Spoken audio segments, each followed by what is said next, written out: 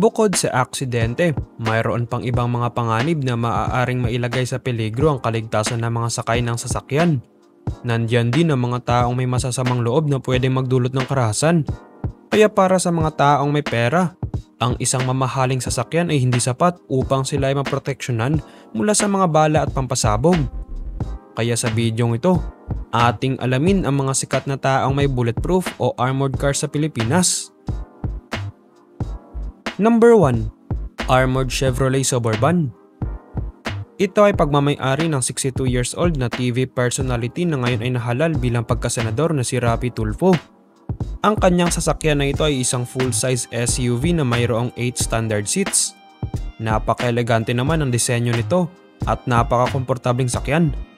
Ang Armored Chevrolet Suburban SUV ay walang kaduda-duda na isa sa mga magagandang pagpipilian pagdating sa pagbili ng armored vehicle.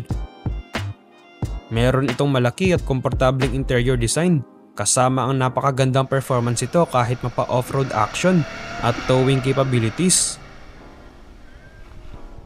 Nakilala si Raffy dahil sa kanyang matatapang na pananalita laban sa mga malalaking tao o opisyal ng pamahalaan para ipagtanggol ang naping mahihirap. Dahil sa mga nasasagasaan niyang malalaking tao, meron itong kapalit na malaking banta sa kanyang kaligtasan. Kaya naman, bilang dagdag na proteksyon sa kanyang sarili, pinagawa niyang bulletproof ang kanyang SUV at mayroon itong kakayahang tumakbo ng mabilis kahit na flat ang mga gulong nito. Ang Chevrolet Suburban ni Raffy ay mayroong napakalakas na 6.2-liter V8 engine at may top speed na 245 km/h sa lakas na 420 horsepower. Nagkakahalaga naman ito na mahigit 10.5 million pesos. Number 2. GMC Hummer H2. Ito ay pagmamay-ari ng 43 years old na atleta, negosyante at politikong si Manny Pacquiao. Ang Hummer ay isang brand ng mga pick-up at SUV na unang ibinenta noong 1992 nang magsimulang magbenta ang AM General ng civilian version ng M998 Humvee.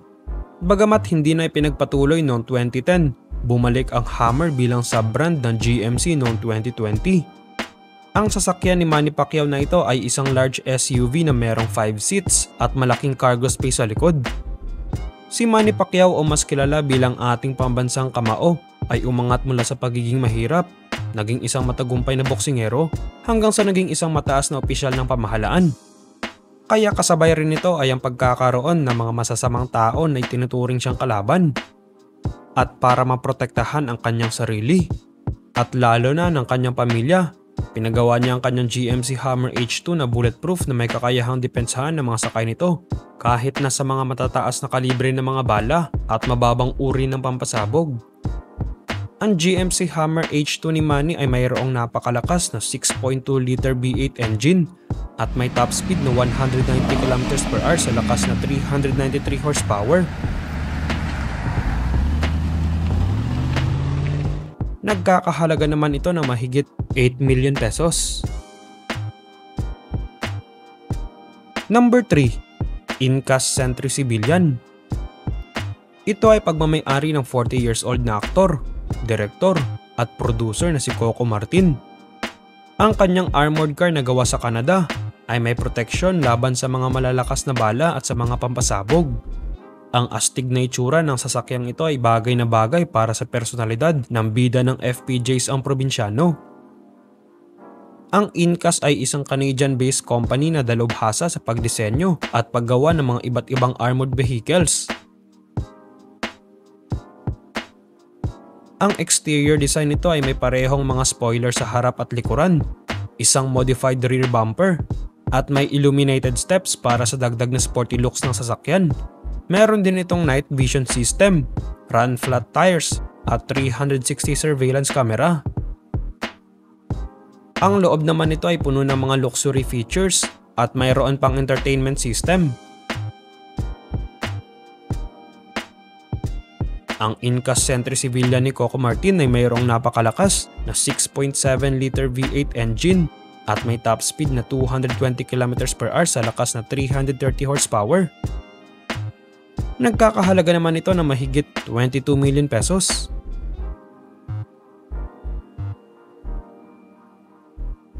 Number 4. BMW Armored Vehicle. Ito ay pagmamay-ari ng 80 years old na negosyante at politiko na si Chavit Singson. Ang armored car na ito ni Chavit ay hindi kayang tablan ng kahit na matataas na kalibre ng baril at pati na rin ng mga mababang uri ng pampasabog. Dahil sa dami ng gulo at kontrobersya na kinasangkutan nito, ay wala pa rin ni isang nakapabagsak sa kanya. Para bang pusa sa dami ng buhay na mayroon si Chavit. Kaya naman, isa siya sa mga kinikilalang pinakamatatag na personalidad sa Pilipinas. Sa katunayan nga ay 7 beses nang may nagtangka sa kanyang buhay, ngunit pagkatapos ng mga ito ay matibay pa ring nakatindig ang isang Chavit Singson. Kaya hindi na nakapagtataka kung bakit ganito kaastig at katibay ang kanyang mga sasakyan. Gumagastos din siya ng mahigit 50 million kada taon para sa kanyang private security. Sinabi naman ni Chavit na ang sticker na BMW na makikita sa harap ng kanyang armored car ay hindi kumakatawan sa sikat na brandang sasakyan na BMW. Kundi ang ibig sabihin nito ay Baluarte Motorworks na isang local armoring company. Ipinagmamalaki naman ni Chavit na kaya rin nating gumawa ng ganong klaseng armored car na mas mura at kasing tibay ng mga brand new na foreign brand armored vehicles. Hindi naman sinabi ni Chavit kung magkano ang bili niya sa armored car na ito. Ngunit binanggit niya naman na ang pagbo-bulletproof ng sasakyan ay nasa 5 million pesos at 200,000 pesos naman para sa isang bulletproof na glass panel. Ibinunyag din ni Chavit Singson na nakapagbigay na siya ng 2 kauri nito para sa ating mga militar at pinahiram din niya ang isa kay Mayor Sara Duterte para may magamit ito noong nangangampanya pa lamang siya sa pagka-vice presidente.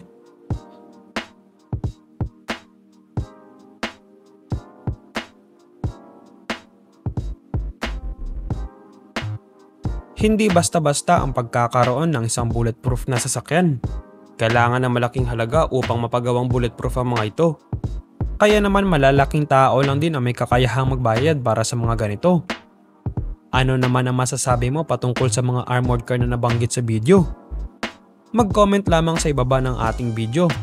At huwag kalimutang mag-like at subscribe sa channel. Maraming salamat po sa panonood.